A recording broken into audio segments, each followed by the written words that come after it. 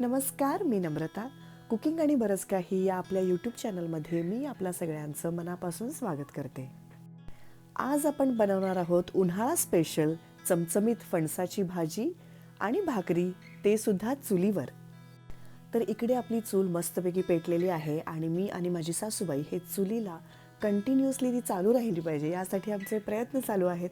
चला तर मग वेळ न घालवता रेसिपीला सुरुवात करूया. पण त्याआधी जर आपण कुकिंग आणि बरंच काही या माझ्या यूट्यूब चॅनलवर पहिल्यांदाच व्हिजिट करत असाल तर लगेचच चॅनलला सबस्क्राईब करा. तर आपण इथे कढई ठेवलेली आहे चुलीवर.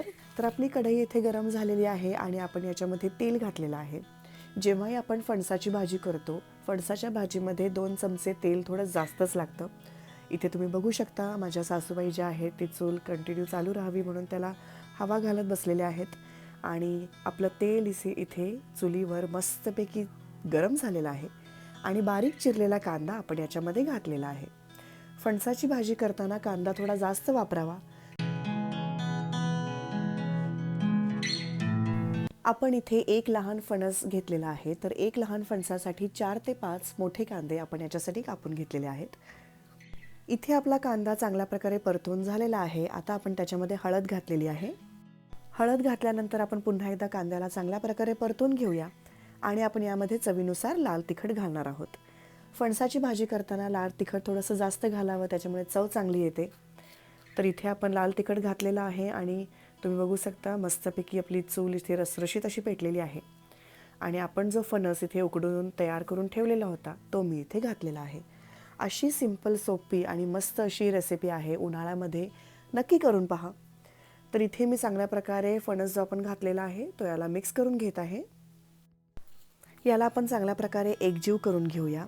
आता फणसाच्या भाजीमध्ये तो आणखी एक जो पदार्थ जातो तो आहे अख्खी मसुराची डाळ.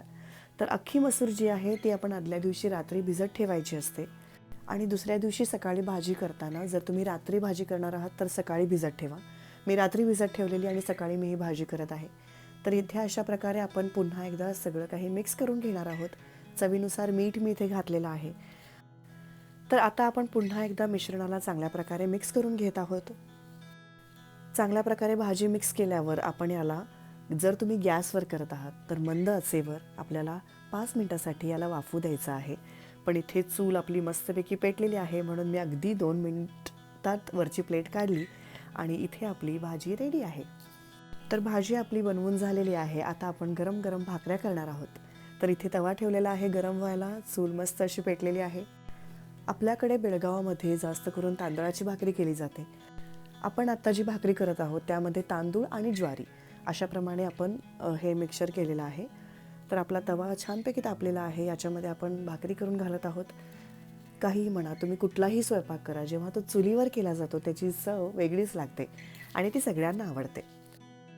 तर इथे आपण तव्यावर भाकरी घातलेली आहे आणि त्याला एका बाजूने पाणी लावून घेतलेलं आहे. अगदी 5 ते 10 सेकंदांमध्ये हे पाणी सुकतं. सुकून झाल्यावर पूर्ण सुकायला नाही द्यायचं आहे. एकदा थोडासा ओलावा कमी झाला की अशा प्रकारे आपण भाकरीला पलटवून घेणार आहोत. पलटवून झाल्यावर दुसऱ्या बाजूने आपल्याला भाकरीला सगळीकडून अशा प्रकारे एक एक करून सगळीकडे आपल्याला चांगल्या प्रकारे भाजून घ्यायचं आहे. सगळीकडून चांगल्या प्रकारे भाजून झाल्यावर आता आपण भाकरीला पुन्हा एकदा पलटवून घेणार आहोत आणि या बाजूने अगदी हलका कलर येईपर्यंत आपण याला भाजून घेणार आहोत. आणि या वेळेला आपली भाकरी जी आहे ती टम अशी फुगते, तुम्ही इथे बघू शकता. तर अशा प्रकारे आपली टुमटुमीत फुगलेली चुलीवरची भाकरी आणि फणसाची भाजी रेडी आहे. रेसिपी कशी वाटली नक्की कमेंट करून सांगा. पुन्हा एकदा भेटूया एखाद्या नवीन रेसिपी सोबत. व्हिडिओ बघितल्याबद्दल धन्यवाद.